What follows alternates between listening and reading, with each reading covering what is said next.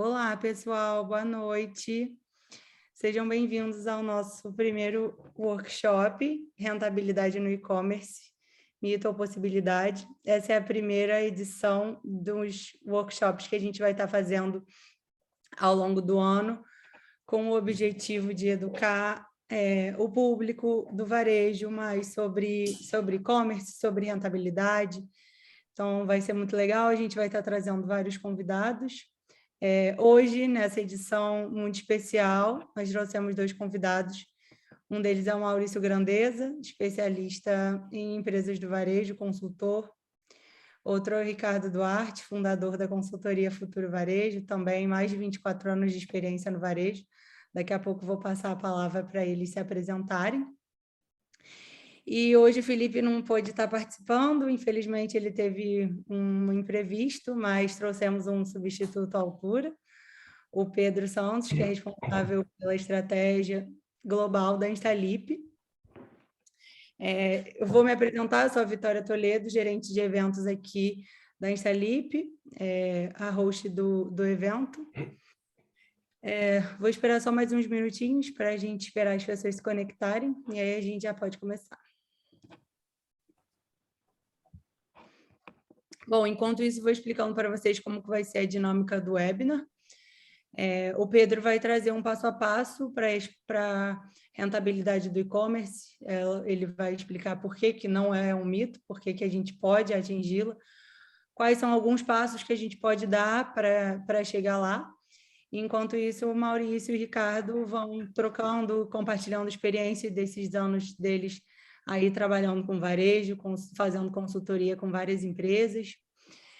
Vocês podem mandar as perguntas no chat, a gente vai estar lendo no final, a gente vai abrir para uns 10 minutos finais para vocês fazerem as perguntas, quem quiser.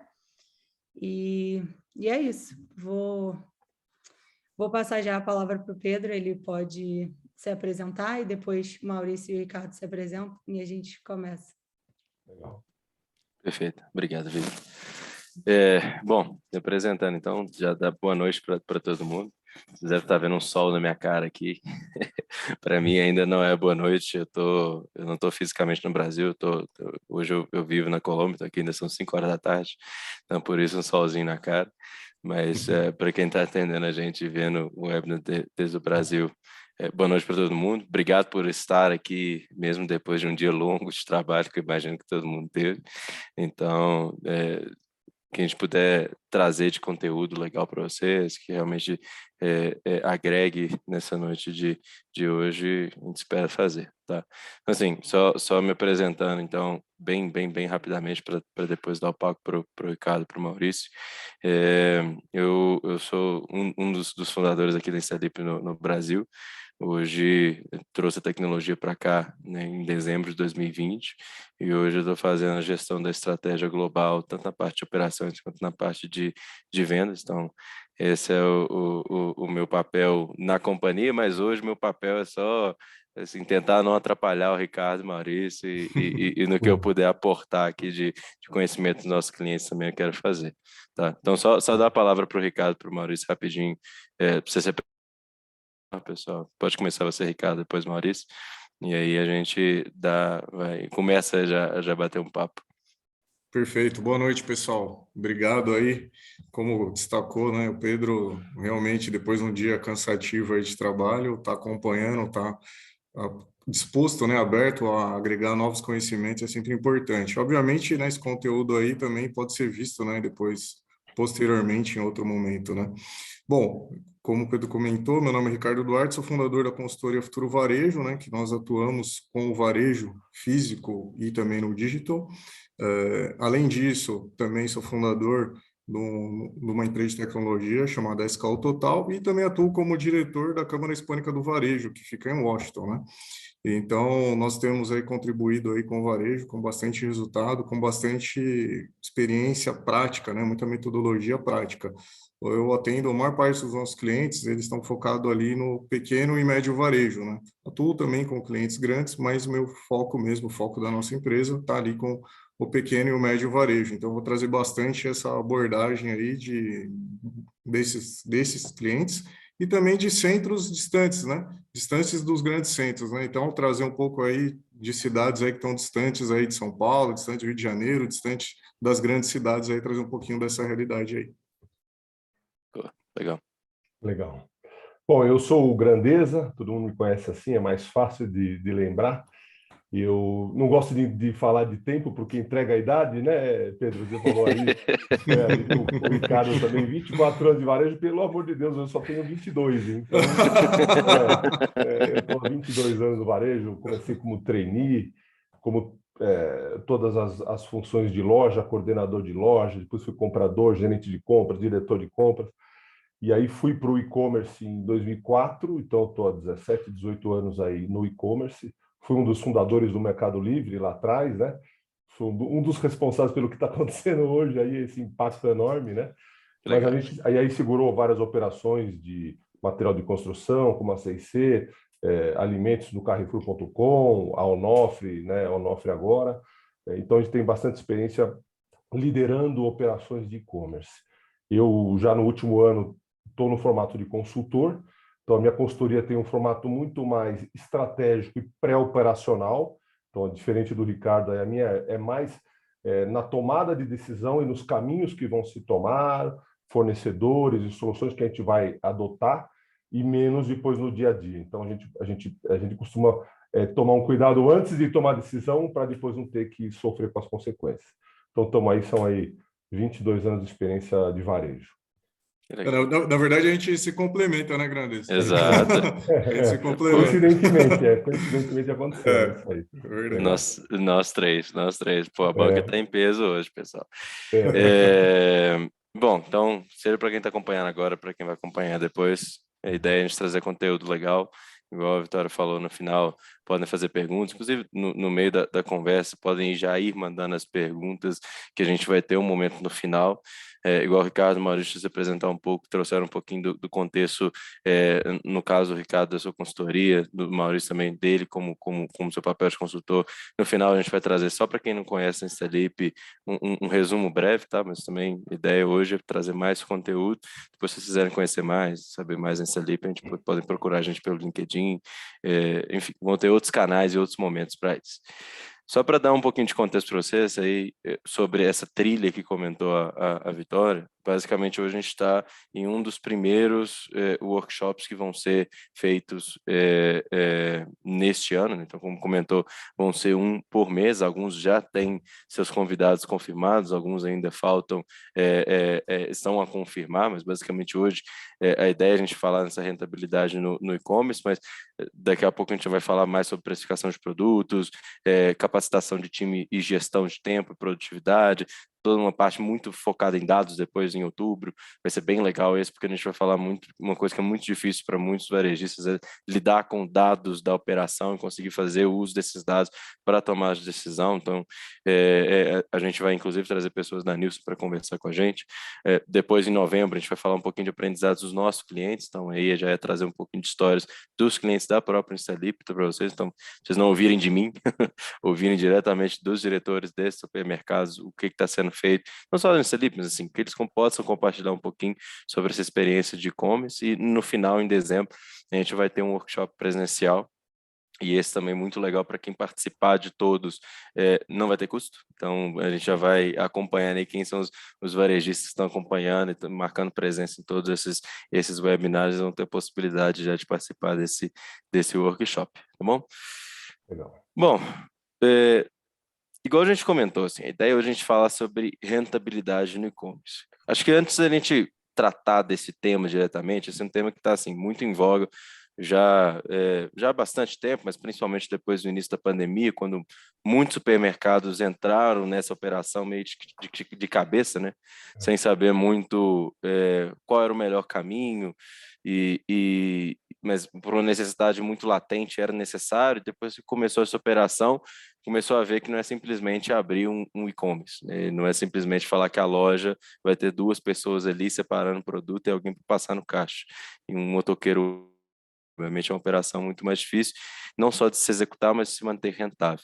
Só que a ideia da conversa hoje não é atingir só quem já tem e-commerce e está tentando melhorar a rentabilidade, né? A ideia também é que a gente possa falar um pouco sobre, para quem ainda não está no e-commerce, para quem às vezes tem um pouco de receio de entrar nesse canal, para que a gente já possa dar as dicas e não cometer os erros que talvez alguns que entraram antes tenham cometido. Então, assim, acho que antes de falar dos passo a passo, Ricardo, Maurício, se quiser fazer um comentário sobre esse tema, sobre estamos em 2022, entramos no mês de maio, já acabou a maior parte das cidades brasileiras restrição ao uso de máscara, então finalmente está acabando a pandemia, todo mundo praticamente já tem segunda e terceira dose. Então, assim, não tem mais pandemia. Para que o supermercado vai entrar no e-commerce? Quem ainda não entrou. Deixa eu começar, que eu tenho dados recentes aí, e eu não gosto de fazer futurologia, né?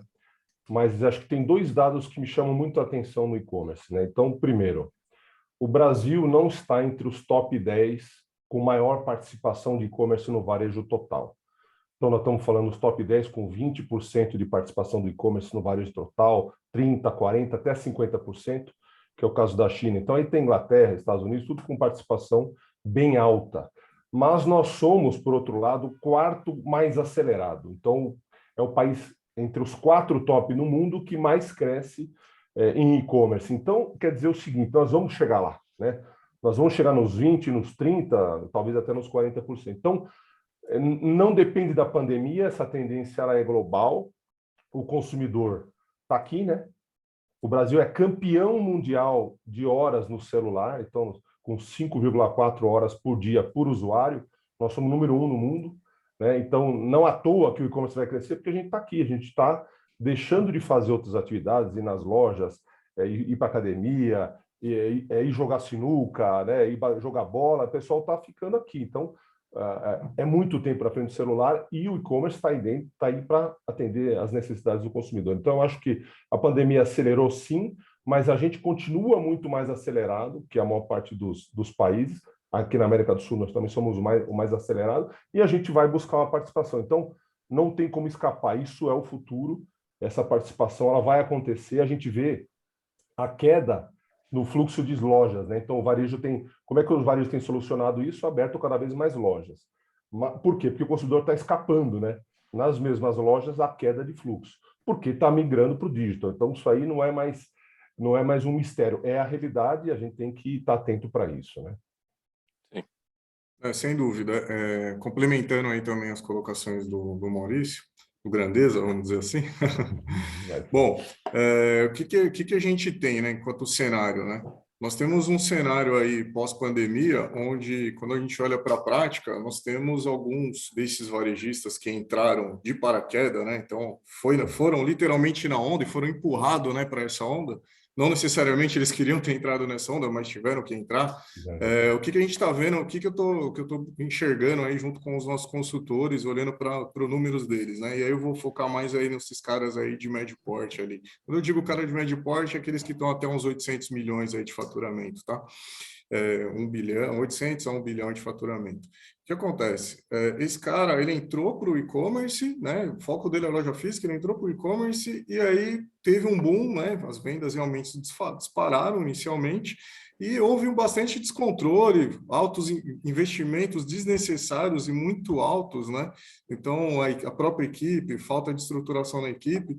E aí, o que está acontecendo aí a partir desse segundo semestre aí de 2021 para cá? Eu, por exemplo, eu tenho 3 clientes que me pediram, né, projetos para estudar a operação dele, porque ele quer parar a operação do e-commerce. E antes mesmo de entrar no projeto, de adentrar, a gente já imagina quais são os motivos, né?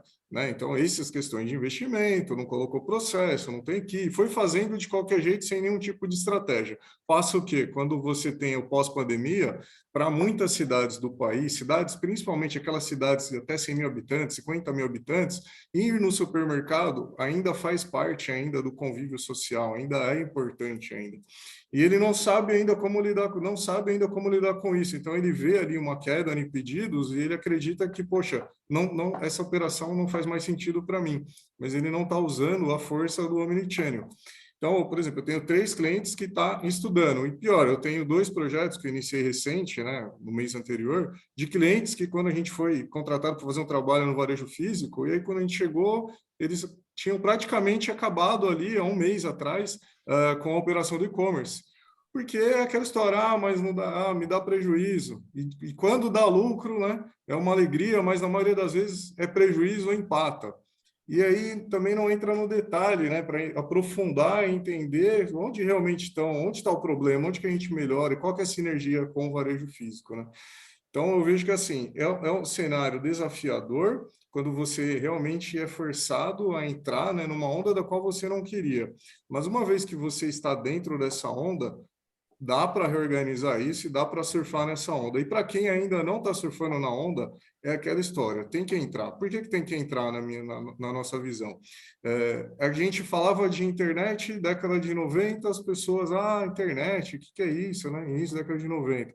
Hoje, recentemente, a gente tem falado bastante sobre Bitcoin, sobre criptomoeda. Quem é que hoje em dia, fala-se muito, mas quem é que de verdade ali tem 1%, 5% da sua carteira de investimento em criptomoeda? E isso está virando realidade, já está sendo regulamentado. O e-commerce é realidade. O que a gente precisa fazer é aprender a trabalhar com ele e gerar lucro, que a gente vai trazer nos próximos tópicos aí. A nossa intenção é falar abertamente aí sobre os caminhos, né, onde tem os principais pontos chaves ali de melhoria de resultado. Exato. Não, bom, eu fiz a pergunta, mas a resposta a gente já sabia, né? Hoje não tem como, não dá para imaginar o supermercado ficando fora, porque não cola mais aquela de, mas o meu cliente gosta muito de vir na minha loja. Pô, se ele gosta de ir na sua loja, vai gostar de comprar na sua loja online, quando ele não tiver afim de sair de casa, sabe? Porque ele já vai comprar no iFood, ele já vai comprar no Rappi, no Corner Shop, no que seja. Então, você estava falando, né, agora sobre parte de lucratividade, que isso é importante, principalmente para quem está entrando ou mesmo para quem já está ali. Eu acho que dentro desse passo a passo para rentabilidade, a gente colocou esse primeiro aqui não à toa, de traçar os objetivos e olhar para a apuração de resultados. Porque para você saber melhorar a sua rentabilidade, tem que saber qual é a sua rentabilidade, né? E quais são os pontos de debilidade ali. Então, a gente vê isso muito aqui, assim, eu também tenho conversado hoje com muitos varejistas de fora do Brasil e é muito legal que, tendo passado por uma experiência muito legal aqui, conversando com muito varejista aqui, lá fora é muito parecido. Então, são as mesmas discussões, existem de entender quais são, de fato, os pontos de gargalo das operações de entrega, das operações logísticas, para ver onde está o maior problema. Então, assim, não sei se vocês têm alguns casos legais para compartilhar, ou talvez até dar algumas dicas de quais são os KPIs, quais são as métricas específicas, assim, que o pessoal mais olha quando a gente fala de traçar objetivo, de avaliar como é que está a rentabilidade hoje. Perfeito. Uma das coisas aqui que até gostaria de colocar aqui no nosso encontro aqui é que boa parte aí desse nosso público, né, que está acompanhando a gente aí é de supermercado. Então, eu vou dar uma enviesada para esse lado, né, porque tem o mundo farma, né, tem o mundo pet, tem os outros mundos aí, mas vamos enviesar aí para esse lado aí do supermercado. O que acontece? O varejo físico já tem dificuldade para apurar o seu próprio resultado. Esse é fato, tá? Isso é fato. Poucos são os varejistas que podem dizer, nossa, eu confio muito no meu DRE, eu confio muito aqui, eu tenho fluxo de caixa projetado, eu tenho orçamento. Na verdade, os controles, já falta muito controle no varejo. Então, a maior parte dos varejistas, né, falando de dono, ele acaba fazendo muito a gestão ali, olhando para o fluxo de caixa, é isso. O restante ele acaba não confiando, ele não tem previsão dos dados.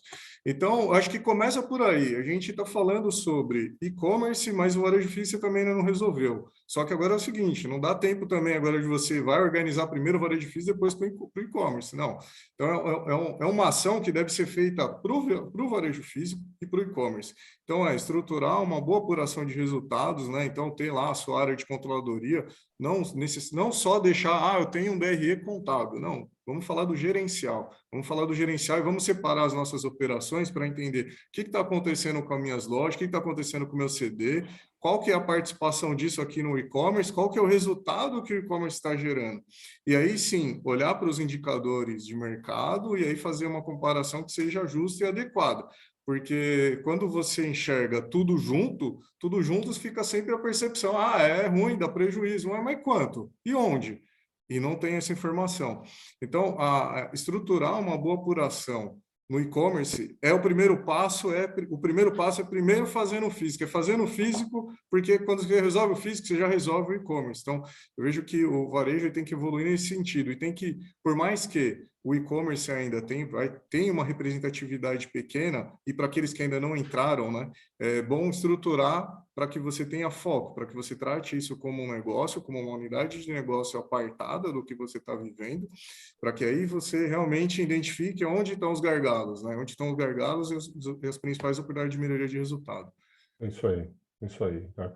Uma coisa que eu gosto também de comentar, né, que eu vejo o varejo nacional como a política, né, se polarizando, né? Então você tem atacarejos, grandes operações com pouco serviço, bem frugal, e do outro lado você tem as lojas pequenas e médias, as lojas de bairro e tal, que às vezes tentam olhar para o varejo do atacarejo e falar, eu quero ter o preço deles. E o caminho não é esse. O caminho é se distanciar da proposta, né? Não é se aproximar do atacarejo. Se distanciar de que forma? Prestando um serviço melhor. E aí, ter o e-commerce numa loja, ou em 10 lojas, ou 20 lojas, é a mesma coisa. Por quê? Você vai tentar potencializar esse ativo, essas pessoas, essa estrutura, vai calcular o que você não calculava antes. Então, um empacotador, um caixa, um repositor, um cara de pique, né? Quantos pedidos esse cara está fazendo por dia e por hora, né? Então, tudo isso fica meio nebuloso, porque você fica falando, pô, eu estou perdendo cliente para o atacarejo, o que eu faço agora? Eu acho que realmente a questão é implantar as boas ferramentas de controle de varejo e adicionar as de varejo online. Varejo online é simplesmente você medir a produtividade do funcionário, acompanhar picking e packing, né? Ou seja, pegar o produto na gôndola, embalar, passar no caixa, quantas operações você fez por dia, porque a gente já percebeu em operações que a gente acompanhou que a demanda explodia em determinados momentos. E aí a loja fala, preciso parar de vender no e-commerce que eu não estou dando conta, né? Porque você não se programar para isso. Você não conseguiu prever que tem demandas, tem picos e vales na operação e-commerce, que felizmente, a boa notícia, não são no mesmo horário do varejo físico, elas são diferentes. Então, quando tem muito fluxo em loja física, normalmente a pessoa não está comprando online, e aí esses espaços não são excludentes. Você consegue rentabilizar a operação muito próxima nos dois momentos. Então, e-commerce, WhatsApp, todos esses canais de entrada de clientes, entrada de pedidos, eles só fortalecem a operação física, desde que você tenha bom controle, você faça um bom acompanhamento, né? Sim. Nesse tema, uma experiência que eu trago de conversar com... Hoje eu já tenho conversado com os principais 60 maiores supermercados do Brasil. Eu acho que eu não encontrei mais que 2 que fazem uma gestão, por exemplo, de operação de picking, onde ele faz a avaliação de tempo de hora produtiva, né? Então, ou seja, qual a porcentagem das 8 horas que aquele picker está no turno dele e está de fato trabalhando. Quando tem operação separada, você tem centros de custos diferentes, porque você não pode colocar um separador, mas que não é separador o tempo inteiro, e também é caixa, no mesmo centro de custos, senão vai ficar parecendo que um é caro. Então, essa estrutura, hoje a gente, assim, pelo menos trazendo um pouquinho de experiência do nosso lado também, hoje a gente tenta trazer alguns modelos na parte de consultoria para o cliente ver realmente quanto que ele está gastando ali no e-commerce, né? Quanto que ele está investindo ali no e-commerce. E eu acho que, assim, a partir do momento que você tem isso, e obviamente a gente está falando aqui, a gente vai falar de passos, não como se fossem fáceis, mas pelo menos dá uma visão geral de como é que seria. A partir do momento que a gente entende qual é esses objetivos e consegue melhorar essa tração, eu acho que dentro dessa ideia de se preparar para melhorar a rentabilidade, tem essa ideia de melhorar a estratégia de pricing, né? A gente até fez alguns meses atrás um outro webinar também com o Henrique Kogut. A gente falou muito dessa parte de pricing. Não sei se ele está participando também, mas se tiver um abraço para ele. Mas eu acho que essa parte de estratégia de pricing, assim, se vocês quiserem comentar um pouco mais, vocês acreditam que tem que ter pricing diferenciado? Não, isso é um tema que é bem comentado, mas eu acredito que é um dos pontos muito importantes também, até no ponto que você comentou, Grandeza, de não seguir polarização, atacarejo e tal. Se você quiser começar um pouco nesse tema. Eu até pensando em precificação, né? eu peguei uma época do e-commerce que era muito sangrenta, né? Que era o começo das operações com frete grátis, com margem muito baixas, aí que foi quem puxou esse trem foi o Submarino, né? E te entregava em 24 horas e perdendo dinheiro adoidado. Então, essa fase foi muito complicada. E ano a ano, por exemplo, a questão do frete grátis foi diminuindo e o consumidor foi entendendo que tem um custo para entregar uma geladeira, tem um custo para entregar um celular, são custos diferentes, mas eles existem, né? E aí o preço, eu sempre falo, o preço é uma composição de coisas, né? Você tem descontos promocionais, você tem descontos de frete, você tem descontos de parcelamento sem juros, então tudo isso compõe o pricing. E talvez essa seja a maior dinâmica do negócio.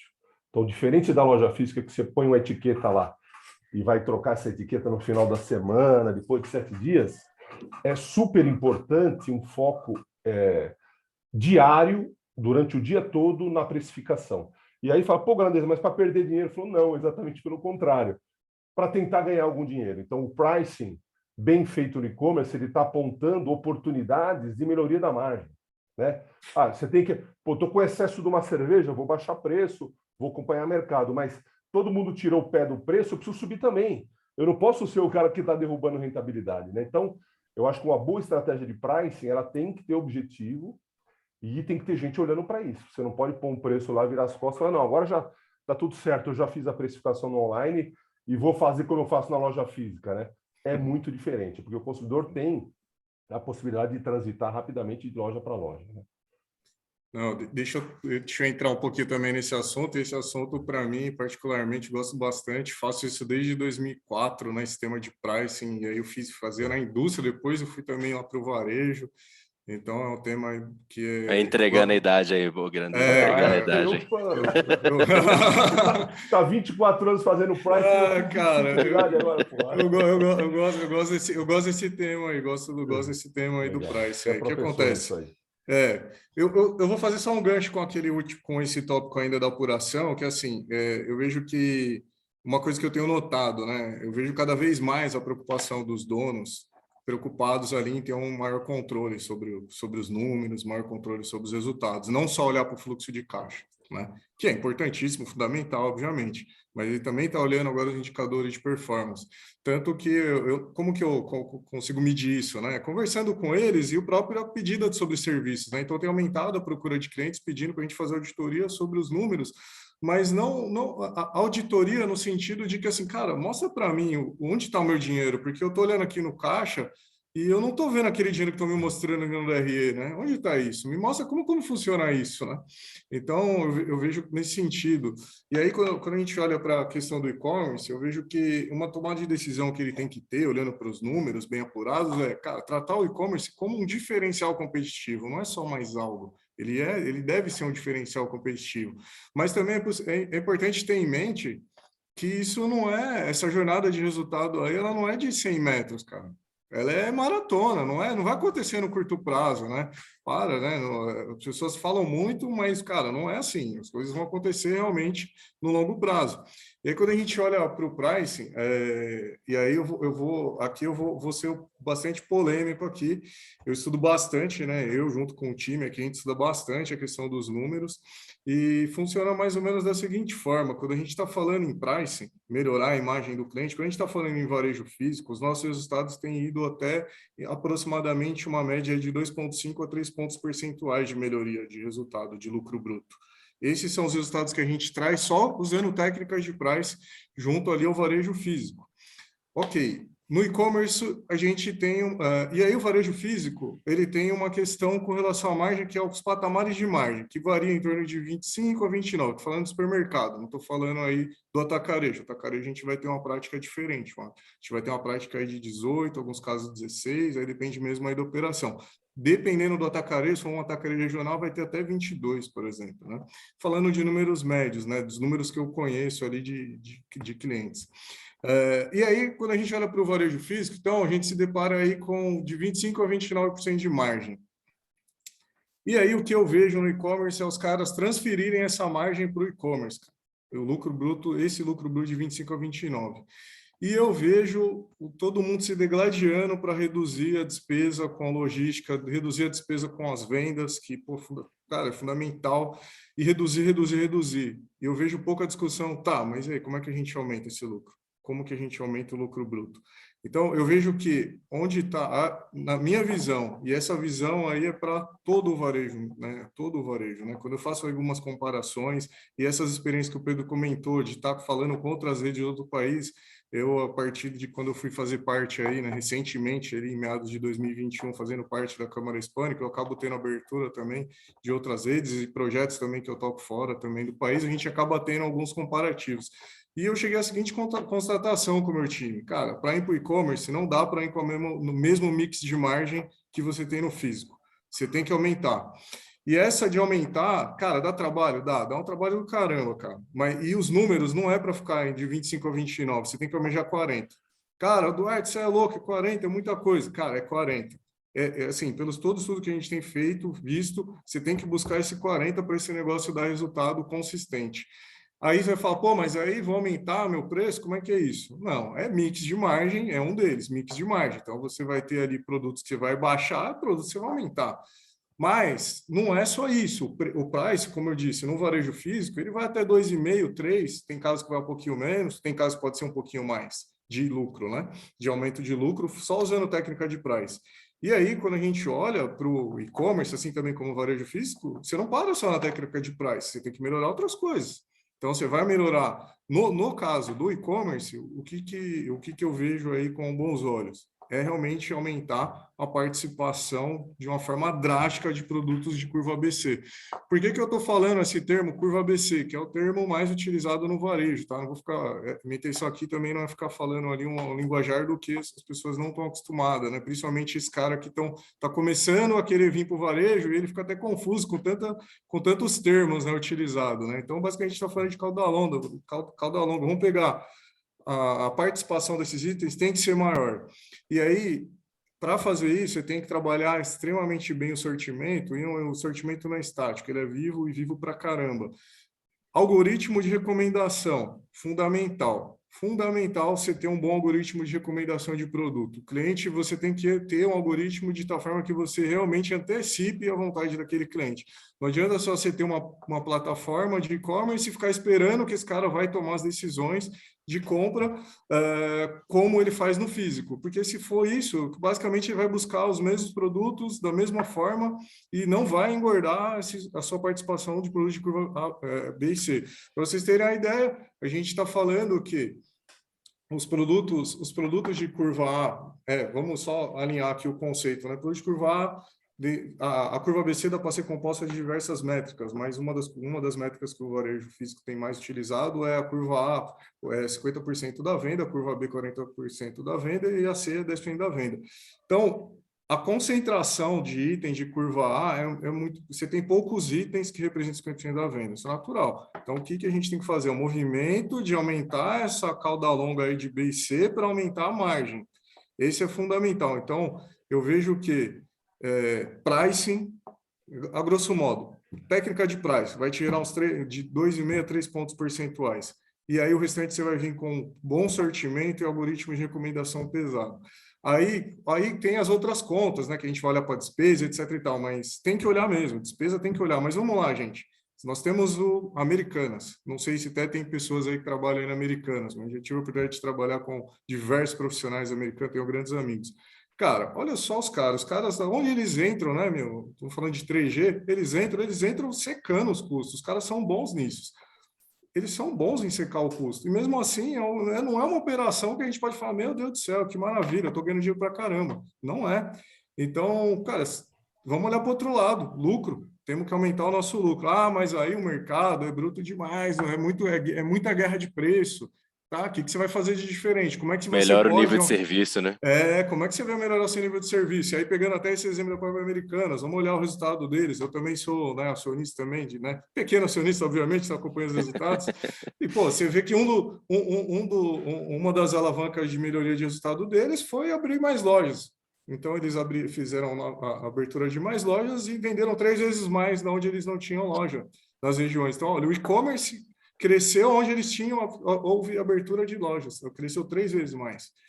Então, assim, eu vejo que o pricing é algo fundamental quando a gente está falando aí de melhoria de resultado. E aí, só finalizando ainda, tem essa questão de discutir estratégia. Porque quando a gente está falando de e-commerce, estamos falando de price, o varejo físico nem está fazendo isso, cara. O varejo físico não está fazendo o price direito, não está olhando para a estratégia, e o pior, não está nem olhando para o cliente, cara.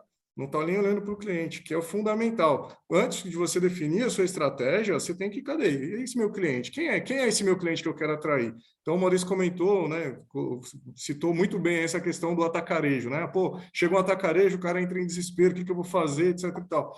E uma das primeiras coisas que ele reage é tentando combater no preço o atacarejo. Cara, vai perder, velho.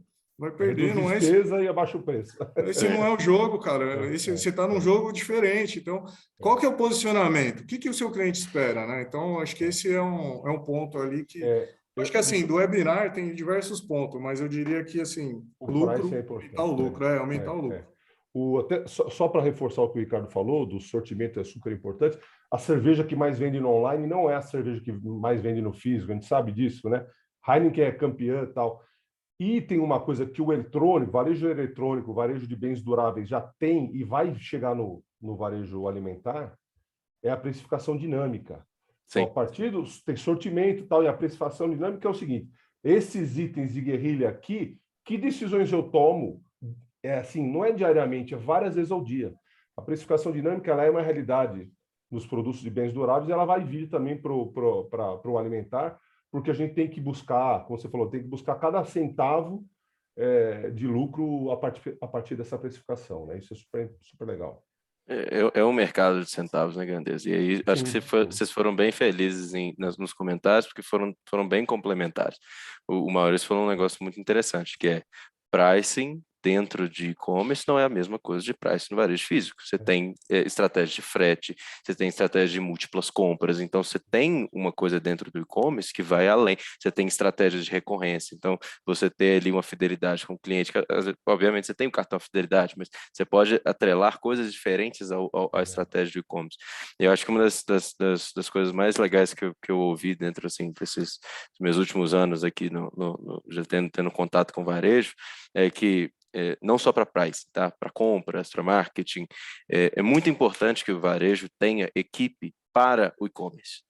Então, que a estratégia de pricing do e-commerce tenha uma equipe, ou pelo menos uma pessoa, pelo menos parte do tempo de uma pessoa olhando para a estratégia do e-commerce, porque é diferente, igual você acabou de falar da cerveja mais vendida, a parceria que você tem com indústrias, com o varejo físico, são indústrias diferentes que você pode ter com o varejo digital, né? As marcas que você quer fazer, os rebates que você quer fazer para você melhorar seu price. E aí eu acho que, assim, obviamente esse é um tema muito grande, a gente poderia ficar horas falando aqui sobre pricing, mas entendendo que esses dois pontos se complementam, os dois primeiros na preparação da melhor rentabilidade, da melhor estratégia, acho que a partir daqui a gente pode trazer um pouquinho mais para a realidade do varejo que já está dentro do e-commerce e precisa oferecer o melhor nível de serviço.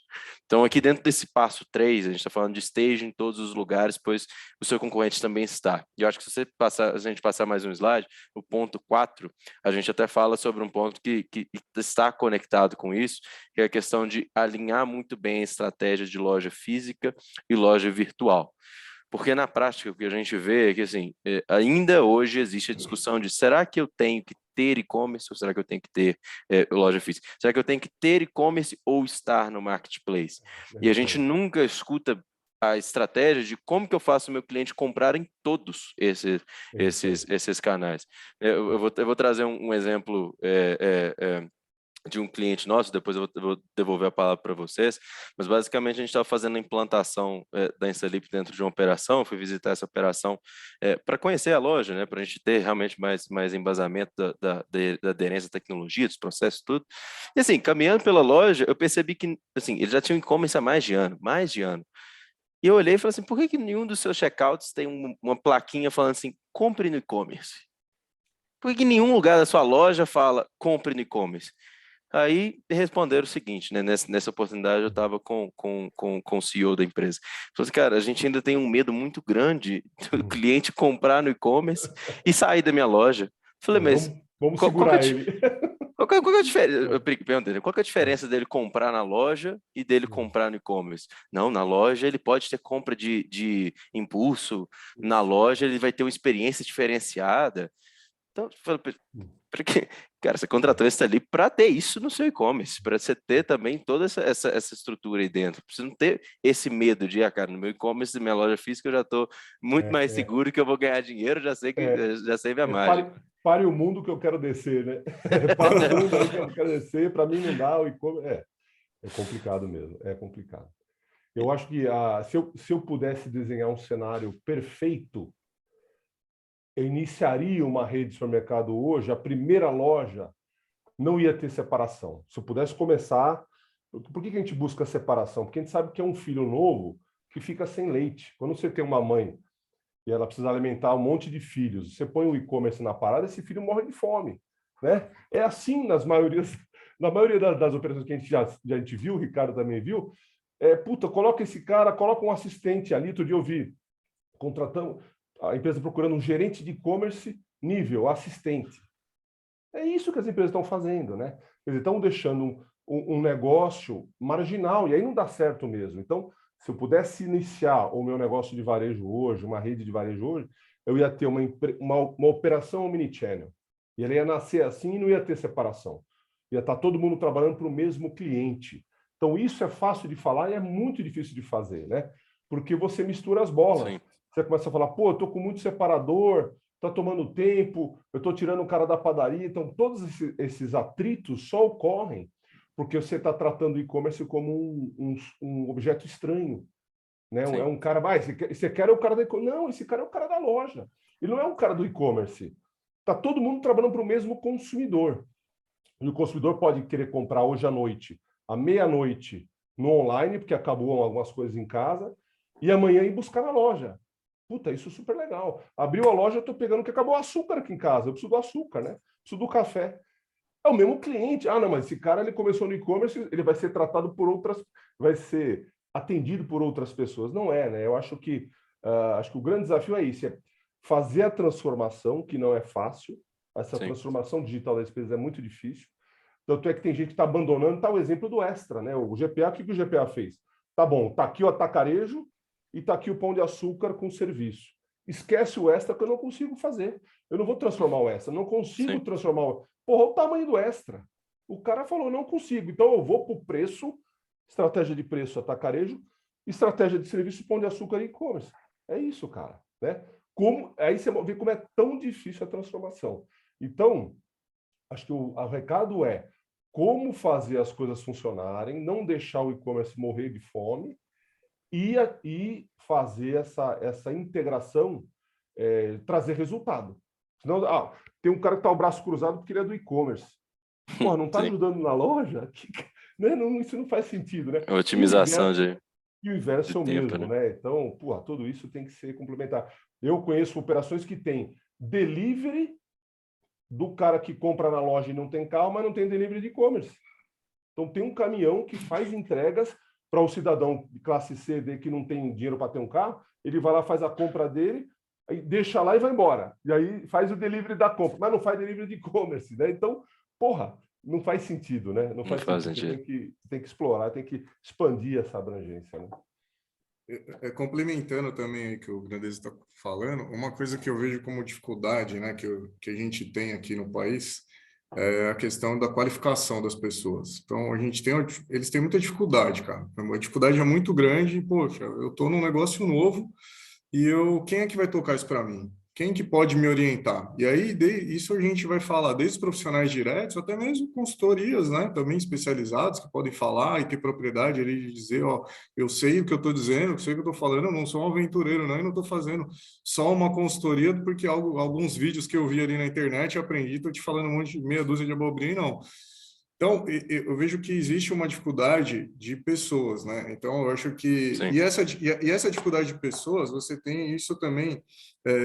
não é uma coisa tão simples assim de sanar. Ah, eu vou lá e vou contratar um cara que está tocando operação lá na Americanas, lá no Pão de Açúcar, e vai resolver tudo para mim. Não, cara, não vai resolver, porque são realidades completamente diferentes do que você está querendo.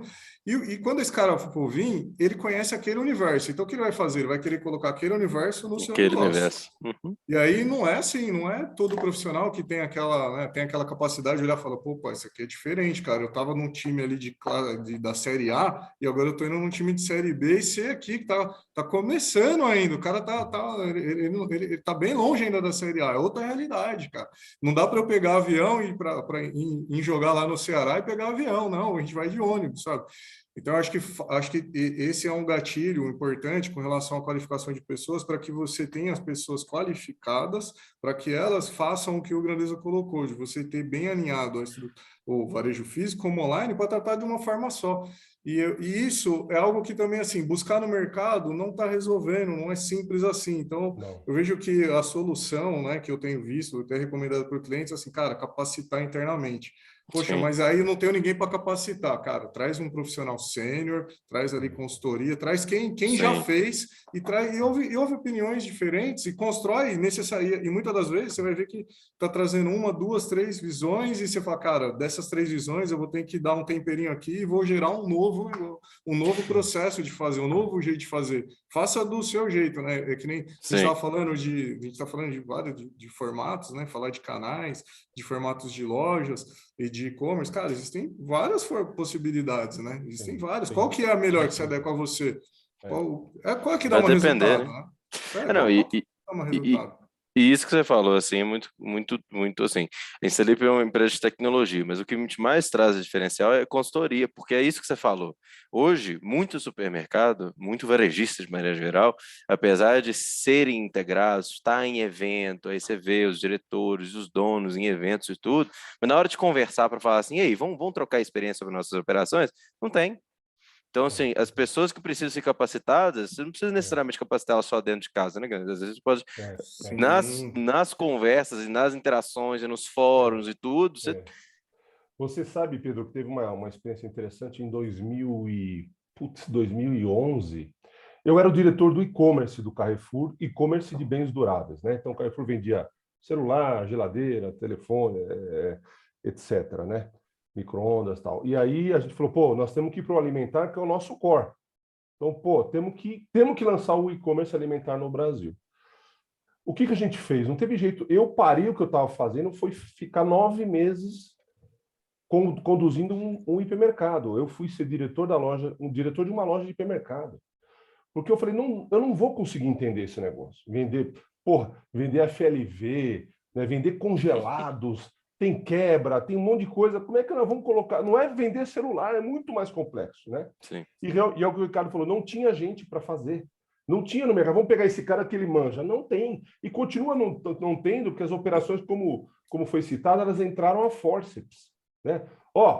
Fechou tudo, as pessoas a gente precisa entregar a comida na casa das pessoas, que elas estão com medo, né? Parece filme de terror, né, cara? Enredo de filme de terror.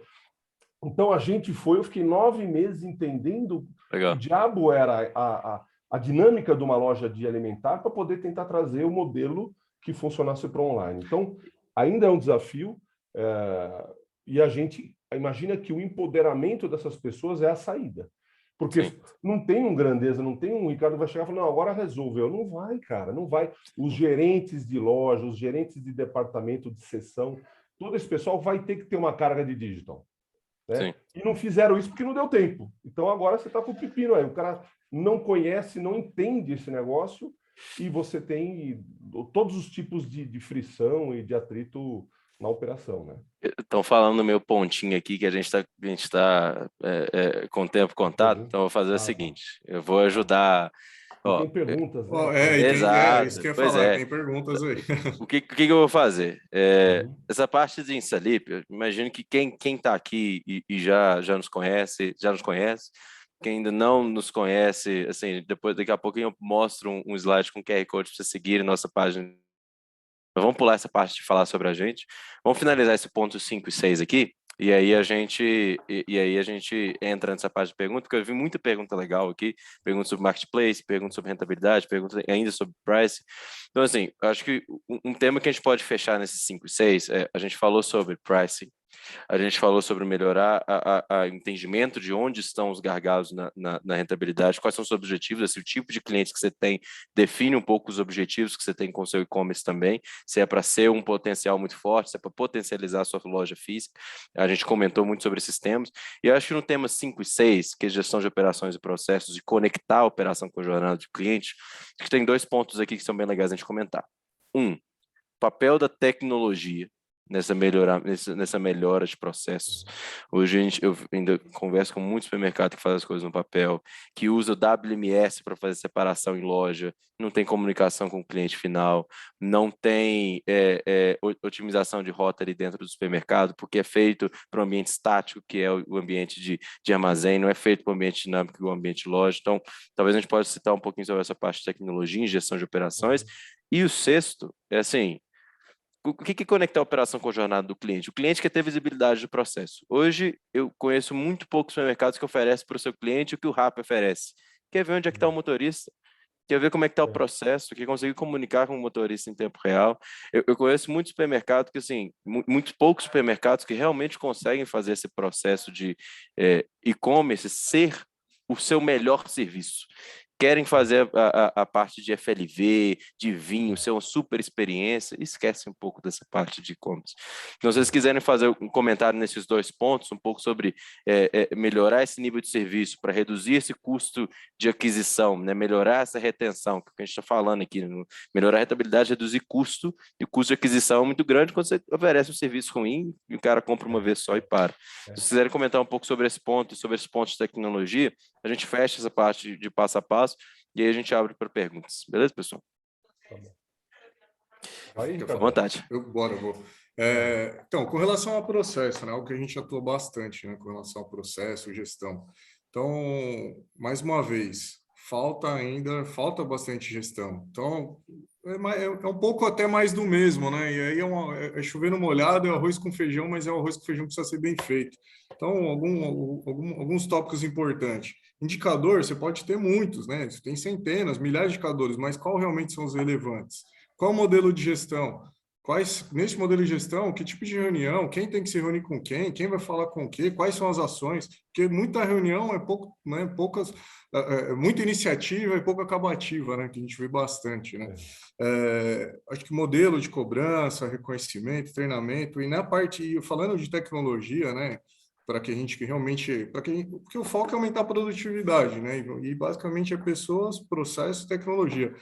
E tecnologia é fundamental para a automação. Temos que tem que buscar onde dá para fazer automação, onde uma máquina consegue fazer melhor para mim. A gente estava falando bastante ali sobre price. E aí o Maurício comentou ali, né, sobre preço dinâmico. Cara, não dá para uma pessoa fazer isso. Não tem, você tem que ter uma máquina para fazer. As pessoas, elas pensam nas estratégias, nas regras, como que vai acontecer. Mas quem vai executar no dia a dia, porque nós estamos falando de um universo muito grande, estamos falando de um universo gigantesco de itens, né? Então, se no varejo físico é um desafio, no e-commerce é mais ainda. Então, você tem que fazer automação. Aí você tem a questão da logística, você tem algoritmo de recomendação. Tudo isso vai substituindo as pessoas que estão ali no operacional, mas eu não diria também que é uma substituição, porque na prática nós, quanto seres humanos, não temos toda essa capacidade de, por exemplo, fazer uma precificação dinâmica de 5.000 itens. Né? Digamos que eu cuidasse lá de um setor. Não vou fazer 5.000 itens no dia, não vou. Eu também não vou conseguir fazer, eu não vou conseguir tomar a decisão e antecipar a escolha dos meus clientes, algoritmos de 10 mil SKUs, 20 mil SKUs, fazer avaliação de recomendação. Mesma coisa, né? Stanip com a solução, né? Pô, questão de rotas, todo o planejamento logístico, cara, não vai. Se não tiver boas plataformas, não vai para frente. E pegando o gancho que você comentou, Pedro, é muito comum as empresas de tecnologia, até porque a gente tem uma aqui, mas o nosso foco, a gente aprendeu bastante, e tem aprendido bastante com o pessoal, que é o seguinte, a gente vê muito empresa de tecnologia que o foco do cara é botar o sistema dele para funcionar para ele já começar a cobrar. Cara, do jeito que vai botar, não interessa. Eu tenho aqui diversas formas de parametrizar. Cliente, qual que você quer? Eu quero essa, beleza. Só que, cara, quem parametrizou o sistema, acontece muito isso, né? Quem parametrizou nem tinha conhecimento sobre o negócio, não sabia qual que era o melhor. Então, o que aconteceu é que aquela implantação beneficiou ali aquela plataforma, e a gente sabe que tem muitas plataformas que estão aí só para realmente ter estão focadas realmente naquela remuneração ali recorrente, mas não estão focadas em realmente ter o cliente no longo prazo, né?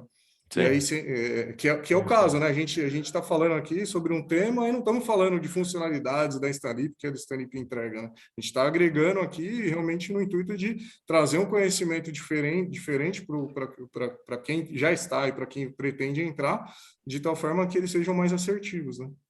Sim. Eu queria falar um pouco da jornada do cliente, que é o seguinte, né? A gente já tem um tempo de janela.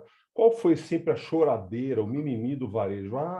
Eu não conheço meu cliente porque ele passa e é cupom fiscal. Eu não sei quem comprou o quê, eu não sei as preferências. Se ele compra vinho ou ele compra uma cerveja barata. Então eu não sei. Puta, a gente ouvia isso a vida inteira, né? E eu acho que o desafio hoje é esse. Então, a jornada do cliente, qual é o cliente? Lembra que como é que o dono fazia na loja de bairro? Pô, meu avô era dono de secos e molhados, cara. Então, ele tinha a loja em Moema, era um armazém, né? Então, ele conhecia todos os clientes pelo nome e o que os caras queriam. O que aquela dona Maria queria, como ela comprava, ele sabia tudo da clientela, da freguesia, né? Aí se distanciamos do autosserviço, o e-commerce permite você voltar a ter esse contato um a um. Mas, porra, Grandeza, como é que eu contato um a um no e-commerce? Eu sei, e o Pão de Açúcar, por exemplo, sabe que eu gosto de vinho, cara. Que eu gosto de cerveja premium. Eu não estou preocupado com a promoção da Skol, porque eu não tomo Skol. E o Pão de Açúcar consegue, por uma competência de tecnologia, me incentivar. Então, eu não vou receber ofertas para queimar preço, mas sim para aumentar o lucro da empresa, porque eu gosto daquilo. Então, cada cliente é individual, e o e-commerce, através dos dados, permitem que não... E sempre transborda, né? Acho que é grande... Pô, eu só estou falando de e-commerce. Não, cara, vai transbordar um monte para a loja física. A loja bom física. Trabalho de e-commerce tem que ficar na cabeça. Uma boa gestão de e-commerce transborda e impacta no aumento de venda na loja física. Esse tem que ser um objetivo. Porque agora tem que pôr inteligência, capacidade, tecnologia, automação para fazer isso. Para não mandar um e-mail, estamos mandando o mesmo e-mail de oferta para todo mundo. Pelo amor de Deus. Você já sabe quem é quem, o que é o perfil. Se eu receber de fralda, eu não tenho filho, cara, não quero saber de fralda. Mamadeira, fralda, leite. Então, eu não tomo leite, eu tomo vinho. Então, tudo isso é trazer de volta, resgatar um bom serviço. Esse bom serviço não está no atacarejo, está no pequeno varejo de vizinhança, com conveniência e com e-commerce, com esse tipo de conveniência para o consumidor, né?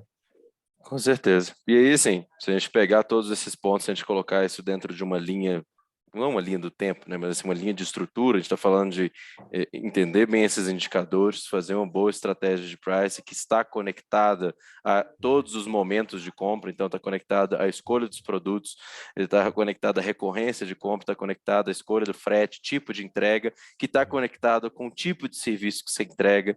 Então, para você ter uma boa estratégia de price, também tem que ter um bom serviço, porque hoje você entra no RapTurbo, o RapTurbo ele é mais caro que você ir no supermercado, mas você recebe em 10 minutos. Você recebe em 10 minutos. Em 10 minutos está lá. É mais caro que o supermercado, mas em 10 minutos está na sua casa. Então, de acordo com a sua estratégia de serviço, você melhora a retenção desse cliente, você reduz esse seu custo de aquisição, com uma gestão de processos eficiente, com tecnologia, você reduz o custo operacional. Então, assim, talvez a gente possa fazer, pessoal, para vocês que estão acompanhando ao vivo, depois que a gente vai publicar isso, a gente faz um slide bonito aqui para sumarizar, porque eu acho que foi muito conteúdo, 1 hora de conteúdo, muita coisa para pegar, a gente deixa um resumo legal para mandar para vocês também, porque eu acho que a gente trouxe muita coisa legal. Igual eu falei, vamos pular essa parte em Stanlip, se vocês quiserem, podem ler esse QR Code. Vai pular o jabá. A gente podem ler esse QR Code. A gente soltou aqui agora um pool, só para vocês falarem, assim, dá um feedback para a gente. Se vocês gostariam de saber um pouquinho mais nessa Stanlip ou não, só para a gente também ouvir um pouquinho de vocês. E dentro dessa ideia de ouvir vocês, tem muita pergunta legal. Então, se eu puder, Ricardo e Grandeza, usar talvez 5 minutinhos a mais do tempo de vocês do que a gente previa, eu acho que tem algumas perguntas aqui bem legais. Tem uma do Henrique Kogut, ele está no webinar, então legal ver aqui um comentário dele. Tem do Lucas Anstabai, também tem da Silene. Então, bom, tem uma aqui sobre marketplace, uma sobre entrega ultra rápida, uma aqui sobre ticket médio, principalmente essa diferenciação de cálculo de margem, e até uma frase do Faisal. Acho que é legal a gente começar, como é um tema que também está bem em voga, vamos começar por esse tema de entrega ultra rápida. Não sei se vocês estão tendo muito contato com isso, mas isso é uma coisa que, pelo menos aqui nesse Talip, perguntam muito para a gente. Cara, eu sou um varejista, assim, sou tradicional. Eu não... assim, eu não fui feito para entregar rápido. Como é que eu faço? Vale a pena entrar nisso aqui? Vale a pena eu abrir uma dark store? Vale a pena eu abrir uma side store, pegar um pedaço do meu estoque, fazer um pedaço de alto giro ali, dentro da curva ABC, pegar os produtos de maior giro, fazer uma loja? Não sei se algum de vocês dois aí talvez nas perguntas a gente vai se alternando, Ricardo e Grandeza, para responder cada uma pergunta. Pode ser. Eu posso fazer essa, Ricardo? Pode, claro. Tá. Até também posso complementar também. Rapidinho, eu acho que a resposta está na pergunta. Pelo seguinte, se você começa a operação e a operação não está suportando o volume, você vai para a alternativa. Pô, estamos vendendo tanto, eu já vi isso, que meus separadores estão trombando com o cliente na loja. Para e faz uma área dedicada. Aí você vai para side store, que é o pedaço da loja, ou para uma dark store. Tem loja, sempre em rede de lojas, tem lojas ineficientes. E aí você pega a pior loja de resultado e transforma em dark store. Mas eu não ia fazer uma dark store sem medir isso primeiro. Então eu botei a operação em 1, 2 lojas, loja piloto, vi que a coisa vai bem e está atrapalhando a operação da loja física, está perturbando o consumidor, toma a decisão. Não faz um investimento alto antes de ter a venda. Porque depois cai nesse tema, eu gastei muito, tem um monte de gente lá dentro da Dark Store, preciso mandar a gente embora. Então, é importante dar um passo, essa jornada, a jornada para a digitalização, ela deve ser feita passo a passo. Não colocar no budget um baita orçamento e depois ser cobrado pelo dono, pelo acionista. Você acha que fecha a conta? Você acha que fecha a conta? Fecha. Eu estudei muito um caso na Europa, de uma rede que eu trabalhei, e que o melhor resultado eram as Dark Store e drive-thru. Então, drive-thru que você para o carro, já põe no teu porta-malas e você vai embora. A compra já está paga, né? Então, sempre tem chance. Só precisa ver para cada caso, cada cliente, cada região. Eu imagino que vai ter resultado e desempenho diferente, né? Mas fecha sim. E até complementando também, Grandeza, tem a questão também do formato de loja que é esse cara, né? Então, assim, tem esse varejista. Esse varejista, ele é o quê? As lojas dele tem 2.000 metros quadrados de área de venda, 1.000 metros de área de venda, ou 3.000 metros de área de venda? Onde que ele está, né? Está em grande centro, está numa cidade ali menor, né? De 20 mil habitantes. Então, lógico, o Brasil é muito grande, então nós não podemos tratar como a gente trata o varejo aqui, por exemplo, em São Paulo, para tratar o que está acontecendo no restante, né, do país. Eu tenho, como você comentou, Pedro, tem muitos clientes meus consultando frequentemente a história. E aí, cara, faz sentido ir para a Dark Store? Aí já está começando errado da seguinte forma: a maior parte deles está olhando assim, cara, aquela minha loja que dá menos resultado, vai ser ela que eu vou jogar. Então, assim, é sempre olhando para o pior, né? Onde já está dando errado, eu vou fazer mais alguma coisa.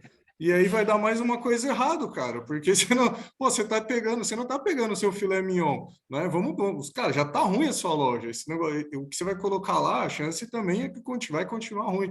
Então, acho que falta realmente a estratégia que a gente falou, cara, no webinar, olhar para a estratégia, é olhar para a estratégia de price, é olhar para o nível de serviço.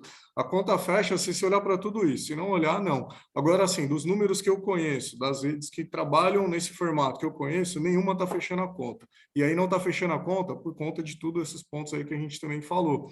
Tem que corrigir, tem que olhar para dentro e falar, pô, o que a gente corrige? Agora, uma coisa também assim, é matemática, né, cara? Cara, para fechar a conta mesmo, você tem que ter escala. Volume de pedido. Cara, você tem que ter escala, não tem jeito, tem que ter escala. Tem que ter escala, tem que ter um posicionamento ali bem coerente mesmo. Mas eu acredito muito nesse modelo, cara. Acredito que é um modelo que pode salvar o formato aí, vizinhança, que, cara, todo mundo patina muito, né? O formato vizinhança, todo mundo quer muito acertar, mas de verdade é difícil acertar, Sim. meu. É muito difícil acertar o formato vizinhança, mas eu acredito que esse formato, né? Ele certamente ele pode colaborar muito nessa expansão aí do vizinhança, né? Acho que é isso. É isso aí. A execução bem feita vai demandar uma dark store. Eu quero dizer Sim, assim, você não põe a dark store para depois trabalhar direito. Então, você está trabalhando direito, você conhece o cliente, você vai na jornada, você acertou o sortimento, acertou o price, você vai precisar de um... O dark store é o nome em inglês, mas você precisa de um CD de picking fechado. Ou seja, sim. um Uma depósito loja de fechada. picking. É uma loja fechada com picking, né? É isso aí. Eu vou fazer aqui um comentário para a gente ir para a próxima pergunta, mas assim, acho que como eu vi, isso tem surgido cada vez mais, então acho que um dos temas que a gente pode trazer naquele webinar com clientes nossos, a gente tem muito cliente nesse Dalip que trabalha já com Dark Store em vários países diferentes, então a gente pode trazer esse conhecimento também. E uma coisa que eu recomendo, assim, antes de começar com Dark, realmente começar com Side Store, principalmente quem tem supermercado maior, igual o Ricardo falou, 2.000, 3.000 metros quadrados, você com certeza tem espaço no seu estoque ou no seu estacionamento que poderia virar uma seção de alto giro. Então, depois a gente pode bater um pouco mais de papo sobre isso, mas legal. Eu acho que tem um tema aqui que é bem legal, que a Silene colocou, que é como é que rentabiliza o marketplace e mantém competitividade? Eu acho que isso, às vezes, é até um dos motivos pelo qual vários supermercados começaram a ir para o e-commerce e falaram assim, cara, não posso ficar pagando margem tão alta assim para marketplace. Mas aí vira eu e fala assim, você precisa estar lá. Como é que funciona isso? Eu acho que, mais uma vez, a pergunta é interessante porque você não deveria ter ido primeiro para o marketplace. Eu conheço clientes que foram primeiro para o marketplace, né? Quer dizer, você já está entregando tua operação, você vira um funcionário, né? Você trabalha para eles, você trabalha para a B2W, trabalha para o Mercado Livre, e você não trabalha para o teu cliente, teu consumidor, porque você nem conhece ele. Volta ao assunto, você está trabalhando que nem um louco, você vai fazer volume lá com a margem muito reduzida ou inexistente, e você não sabe quem você está atendendo bem. Pô, vendi para caramba um produto, foi legal essa campanha tal, o consumidor sabe quem você é? Não. Você não plantou nada, você sacrificou margem, você botou a operação sob estresse, sob pressão, e o cidadão que comprou o produto lá, que recebeu, não sabe quem é você. Sim. Então, eu vejo que não tem sentido buscar volume no marketplace. Melhor fazer um trabalho bem feito nos seus clientes, na tua base, que te conhecem e que você conhece eles. Vamos voltar... Você pode buscar outras coisas com a estratégia de Pois marketplace, né? cara, Quando em a gente vez de fala de gastar lá, omnicanalidade, em vez de jogar a margem expansão. fora lá, joga a margem fora então com o teu cliente, para ele saber, pô, legal, o supermercado me ajudou, me deu uma promoção de um produto que eu queria, numa sazonal legal. Não jogar o dinheiro fora no marketplace, né? E isso que você comentou sobre clientes diferentes, até tem uma pergunta aqui do Lucas, que é basicamente assim, o cliente que compra dentro do e-commerce, ele tem características diferentes do que compra dentro do varejo. Mesmo que seja a mesma pessoa, a cesta pode ser diferente. Os produtos mais vendidos na loja física e os produtos mais vendidos no digital podem ser diferentes. E até o Lucas está fazendo uma pergunta assim, pô, aqui, por exemplo, a maior parte dos meus clientes na Instabuy, uma plataforma de e-commerce que é até parceira nossa, basicamente, assim, ó, o item mais vendido de vários deles é filé mignon. Pô, e a conta para calcular margem, como é que é? A gente calcula margem de produto assim, FLV, de produto dessa natureza da mesma forma que calcula dentro da loja ou a margem é diferente? Então, se você quiser falar um pouco disso também, Ricardo, não sei se você tem Não, experiência. essa questão é que aí o que acontece? Aí a gente tem uma questão ali de parametrização, de processo, que é a questão do rendimento, cara. Então, esse é um tema que, ó, inclusive no físico já dá pau pra caramba. Já poucos têm um bom rendimento ali feito. Então, você vai ver as quebras, que aí que vamos olhar aquele indicador super relevante também, que a quebra do cara é altíssimo. Mas aí você vai entrar na operação, pô, não está fazendo o inventário corretamente, não tem rendimento. Mas em se tratando do e-commerce, na verdade, tudo isso você já deveria já ter feito. Vai chegar redondo já para operar no e-commerce, né? Então, a grosso modo, o cálculo em si não muda. O que muda realmente é que é uma operação diferente. Você manipular carne é diferente. Você tem a questão do rendimento. É por isso que nos grandes centros, né? Vamos pegar aí, principalmente, vamos pegar Sudeste, nos grandes centros, você tem uma operação ali de carnes indo você quase não tem mais a desossa, né? Você tem muito pouco a desossa, né? Você tem cada vez mais o avanço, por exemplo, de Swift, né? Então, você já recebe pronto, né? Ali. Porque, cara, além de você ter um problema com relação a profissionais, não é fácil você controlar, não. Não é fácil você controlar o seu estoque, não é fácil você controlar o quanto que você está, qual que é a sua venda, qual que é o seu lucro, e porque também não tem a tecnologia muitas vezes até adequada, cara. Tem muitos RPs que até mesmo têm uma certa deficiência com relação ao cálculo de rendimento. Então, eu diria que para esse ponto tem que olhar o cara no físico, né? E se ele não tem o físico, ele tem que olhar basicamente para essa operação, né? Como é que tá a questão do rendimento? Está bem parametrizado? Qual que é a política para isso que está dentro do sistema? Basicamente, uma vez isso bem feito, cara, vai embora. Não tem problema. E aí, talvez para a gente fechar e respeitar o tempo de todo mundo também, que a gente já passou aqui uns minutinhos, eu acho que citaram também como uma pergunta, né, de uma frase que o Faisal fez, né, ex-EPA, que foi basicamente assim: vai ter quebradeira dos aventureiros de e-commerce. Eu acho que, assim, o que a gente trouxe aqui é a tentativa de que a frase dele seja errada. Para que a gente pelo menos consiga ajudar, assim, um pouco de quem está querendo melhorar, está querendo fazer o e-commerce dar certo, né, Cara, eu tenho me arrepia quando alguém fala do e-commerce, ao e-commerce como um ser estranho, né? Sim. Né? Porra, a B2W foi pioneira no Brasil, né? Assim como o Mercado Livre Marketplace. Mas a B2W estava lá. Submarino foi o primeiro site de e-commerce relevante no Brasil, né? Acho que foi um dos pioneiros. Ele hoje é a terceira marca. Não se ouve mais falar Submarino. É Americanas que está na janela. Então, esse pessoal do e-commerce, não existe o pessoal do e-commerce no alimentar. Não existe o pessoal do e-commerce no omnichannel. O e-commerce é uma área do negócio, né? Sim. Qual que é a mídia que mais cresce hoje? O WhatsApp. Então, já tem o WhatsApp e-commerce. Então, é só um canal para o varejo. Não é o varejo em si. A minha rede vai quebrar o meu e-commerce, minha loja vai ficar? Não, cara. As áreas vão se apoiar. E isso vai continuar, vai crescer. Acho que você pode falar do e-commerce, são aqueles caras que eram pure players, que entraram, e aí tem os unicórnios, inclusive agora mandando muita gente embora, com modelos econômicos, modelos de mágica, de margem, etc. Você não sabe como os caras fazem esse preço. Esses caras tendem a desaparecer porque não se sustenta, né? Sim. Recebe dinheiro, aporte de investimento, uma hora para o investimento, o cara quebra, né? Até Netshoes, uma hora não tinha mais onde vir dinheiro, teve que ser vendida a Netshoes, né? Não teve jeito, foi muito tempo precisando de grana, de rodada, de investimento, né? Então, eu acho que o e-commerce não vai quebrar desde que ele esteja integrado. Agora, faça parte da estratégia. O e-commerce mágico, que faz um preço que não existe, esse vai quebrar porque não sustenta. E o e-commerce de má fé, de má vontade, não é nem de má fé, de má vontade, né? E aí, Ricardo, se você quiser complementar para a gente fechar também. Até porque falar ali também, né, do Jorge Faisal, EGPA, eu também fui um EGPA, tive a oportunidade de trabalhar lá também durante um tempo. Eu compartilho na questão do aventureiro, cara.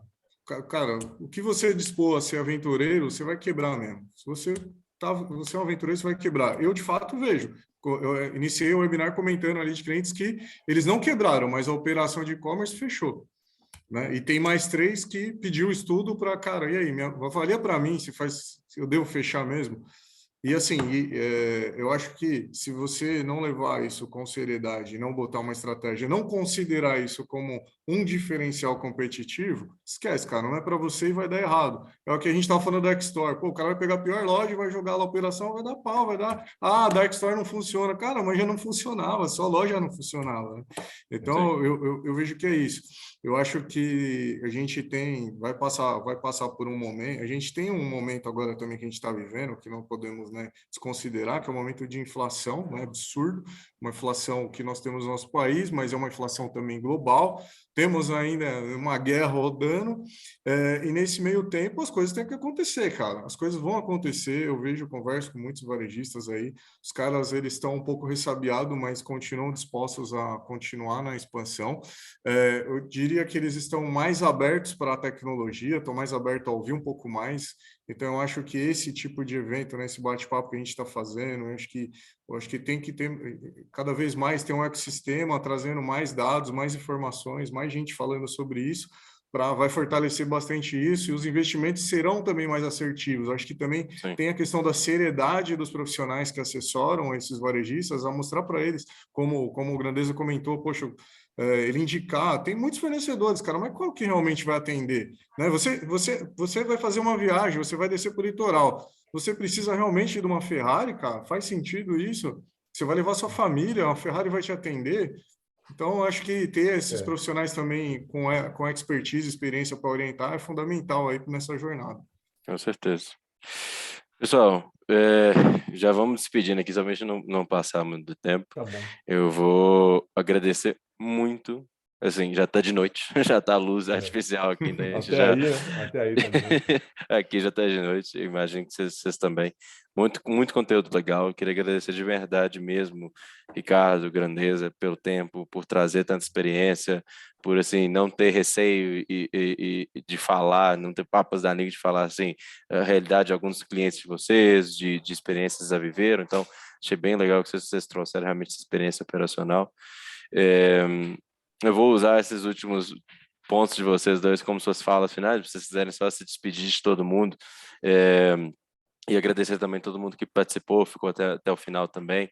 Eu acho que teve muita pergunta legal, muito comentário legal. Fizeram comentário aqui agora sobre entregas rápidas, melhorar a LTV, uma coisa que a gente vê muito aqui nesse trip também, passa por isso, né? Como é que você melhorar a conveniência, melhora a sua LTV. Enfim, tem mais conteúdo para a gente falar por muito mais tempo, mas para a gente fechar esse aqui, suas despedidas, Ricardo e Grandeza, obrigado de novo. Legal, obrigado. Foi um prazer aí participar do evento com vocês. Obrigado, pessoal, todos que estão aí escutando a gente aí. Obrigado, Pedro. Obrigado a todo o time Starlip aí, o Felipe, que não pôde aí participar aí. Acho que é um prazer enorme aí estar compartilhando conhecimento e, como bem você colocou, mesmo, nossas colocações aqui foi de coração aberto, porque tanto eu quanto o Grandeza aqui temos experiência prática. Então, quando você tem experiência prática, fica muito natural, né, você tratar, né? Você fala da realidade, cara, não tem papas na língua, né? Então é isso. Muito obrigado aí. Conte com a gente. Boa, pessoal. Boa noite para todo mundo, viu? Obrigado. Obrigado. Boa noite.